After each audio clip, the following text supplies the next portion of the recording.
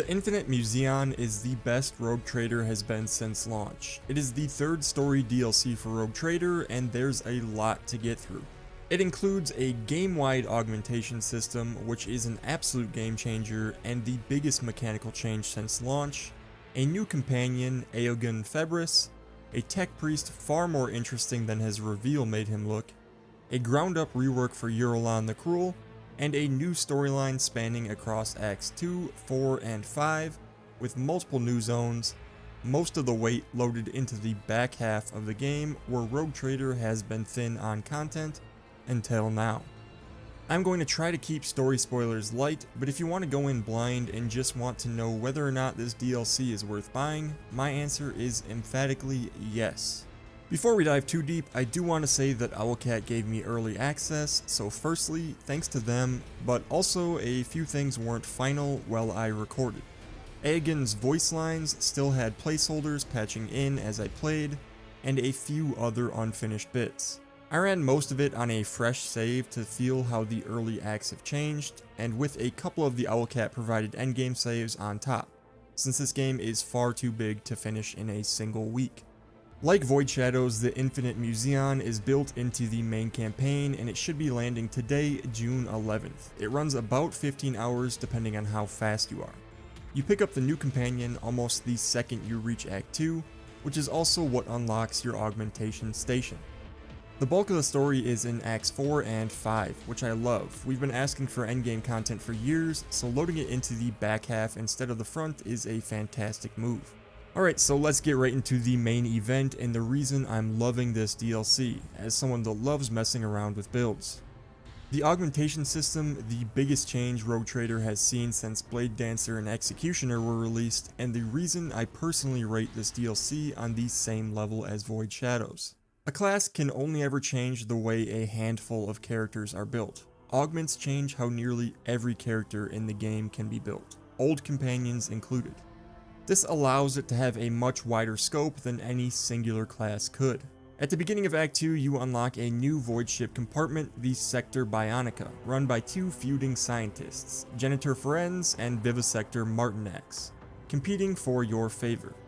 This is where your implants are going to be placed. There are over 100 of them scattered across the game, and once one's installed, you can't pull it back out. You can only swap it for another. You are stuck with being a bionic for the rest of your life. Companions who previously just had augments as a visual thing or a story beat like Pascal, Jay, Idira, Solomor, and Abelard now carry those as working combat implants on the sheet with new buffs, debuffs, and abilities. It's a nice buff for these characters with pre-existing augments. You can also add augments to the other more willing companions as well, but not everyone is very receptive to this idea. Yerlet and Marizai outright refuse. It's a very nice way to shake up the companion power rankings without directly nerfing anyone. Characters are able to slot in 6 different augments, one for your eyes, brain, body, both arms, and legs. And Forge World characters will have their respective system, also counting as an augment.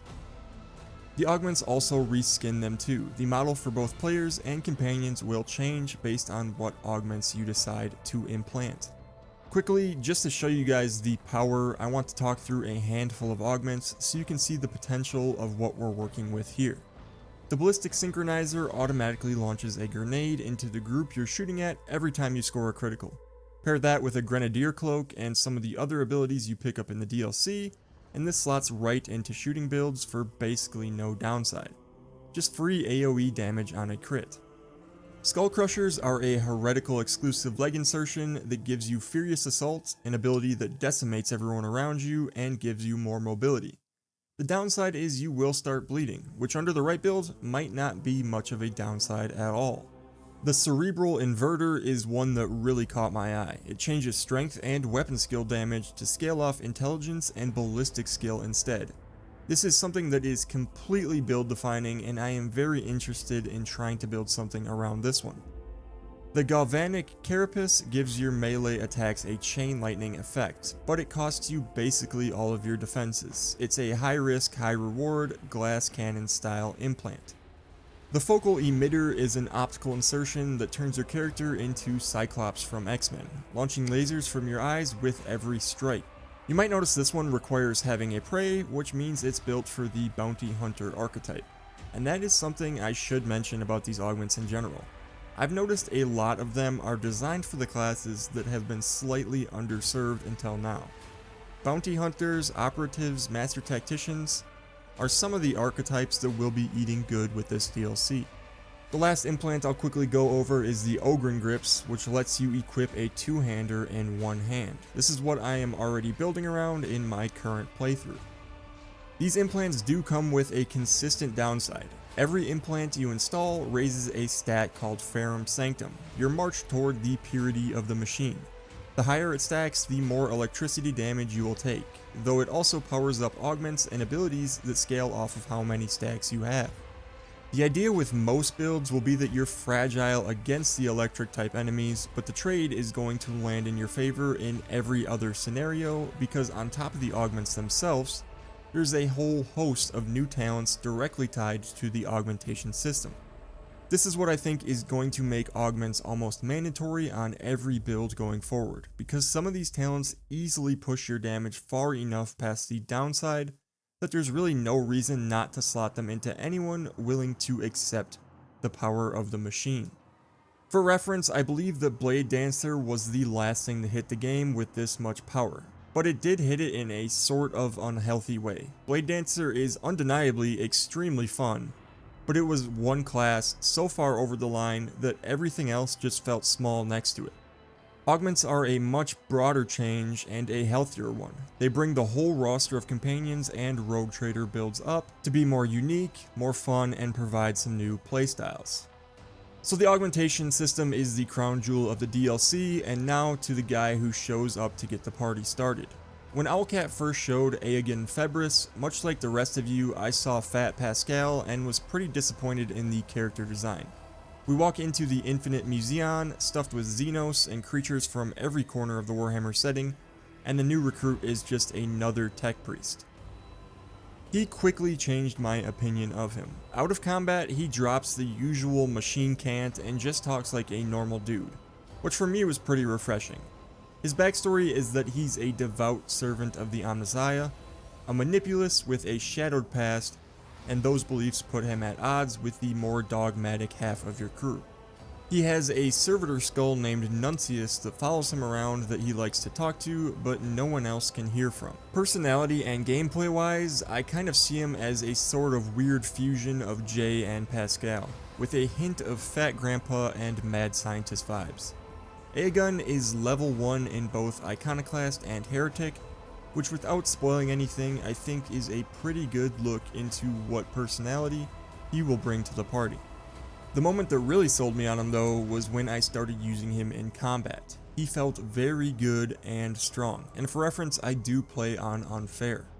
In combat he might be one of the coolest companions they've built, especially as far as uniqueness goes. He's built from the ground up around the new augment system.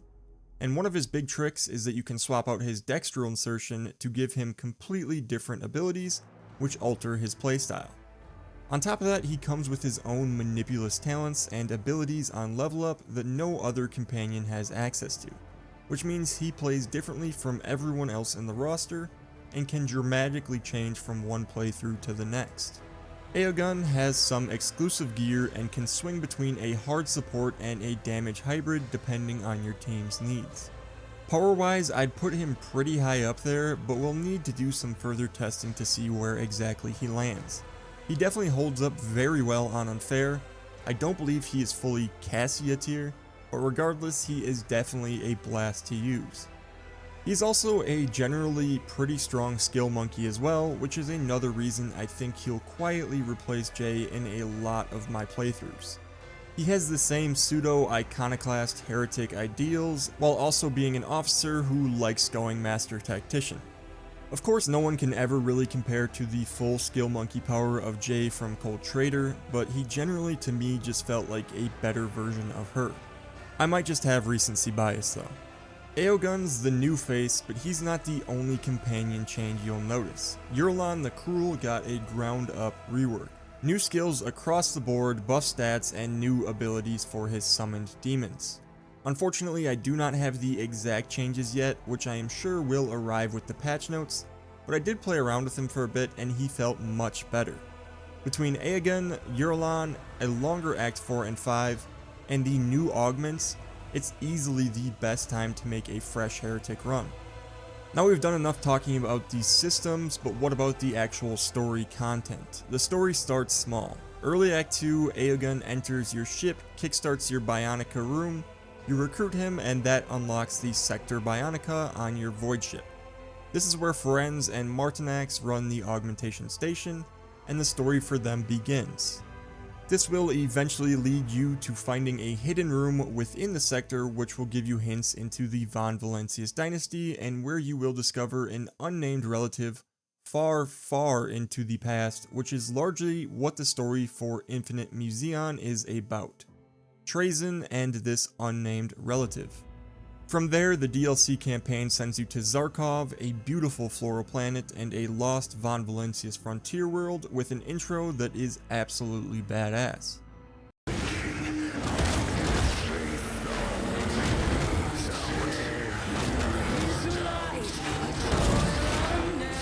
Zarkov is overrun by flora hybrid wildlife, and clearing them out eventually leads to the Drover fight, which is one of the coolest encounters in Act 2.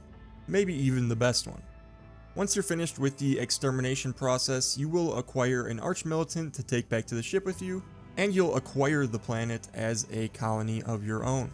Which of course means access to even more weapons, equipment, and power. So Zarkov is a standout of the DLC, with great combat, story, and more loot via the colony system. That's the Act 2 portion. It's good, but it's merely the appetizer. The DLC is largely loaded up in Acts 4 and 5. In Act 4 you will find Turquoise, an oil platform where the Adeptus Mechanicus here are in the middle of a civil war and you will have to pick a side.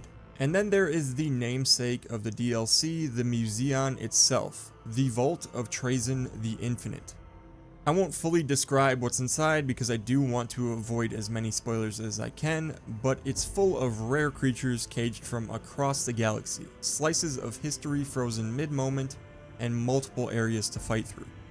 The Museion also plays by different rules than the rest of the game. In some of the fights, if an officer hands an ally an extra turn, you only get 30 seconds to take it. This is Owlcat very clearly trying to put a leash on how hard officers snowball, since extra turn stacking has been one of the strongest mechanics in the game since the beginning of time. It's a smart design choice that forces you to think a little bit faster in there and nerfs officers a little bit. Trazyn himself of course shows up here, and we obviously need to talk about him. I'm not a 40k lore guy, Rogue Trader was my entry into the setting, so I came in knowing nothing about Trazyn the Infinite. He's an ancient Necron overlord who treats people and whole eras as pieces in his collection, and he's got specific plans for the Von Valancius dynasty. He is extraordinarily powerful, and I think everyone is going to really like him, and his voice acting quite a lot. He's one of the best antagonists in the whole game, though antagonist isn't really a perfect word. Depending on some of the choices you make, you can work with him if you so desire. Trazyn has a major impact on the ending of the game. The decisions you make around him don't just affect the DLC storyline, they cascade into the endgame of the base campaign itself, with major implications. This DLC is functionally almost a rework of Act 4 and 5, it has such a large impact on all of it. Act 5 finally closes out the Manipulus storyline at a frozen laboratory on an ice world. This is Aegon's personal arc coming to a head, and it ties back into the augmentation system thematically. The story overall is largely one about your heritage and what you want to be your legacy. This DLC is currently under Season Pass 2, the new pass, not the one that carried Void Shadows and Lex Imperialis, with a 4th DLC still ahead of it, called Processional of the Damned. I'd expect the Infinite Museion to land right around $18 US, same as the other 2 DLCs. For roughly 15 hours of content plus a system that touches your whole party, that's an easy yes from me. If you could only buy one DLC for Rogue Trader and had to choose, I'd probably point you to the Infinite Museion, but it's very close between this and Void Shadows depending on what you're after. Void Shadows gives you one of the best companions and archetypes in the game and a tight self-contained arc. The Museion gives you the augmentation system for everyone, and overall a much more intriguing story in my opinion. All three DLCs are definitely worth owning, but I do think comparatively, Infinite Museion might just be the biggest bang for your buck. So putting it all together, the Infinite Museion is the best Rogue Trader has been since launch. The stories, the most personal the game has been, the Infinite Museion and Trazen in particular, greatly freshen up the endgame experience, and the augmentation system hands you a fresh way to build all of your characters. Rogue Trader was already probably my favorite CRPG out there, but it just keeps getting better. Thank you all very much for watching, and I will see you in the next one.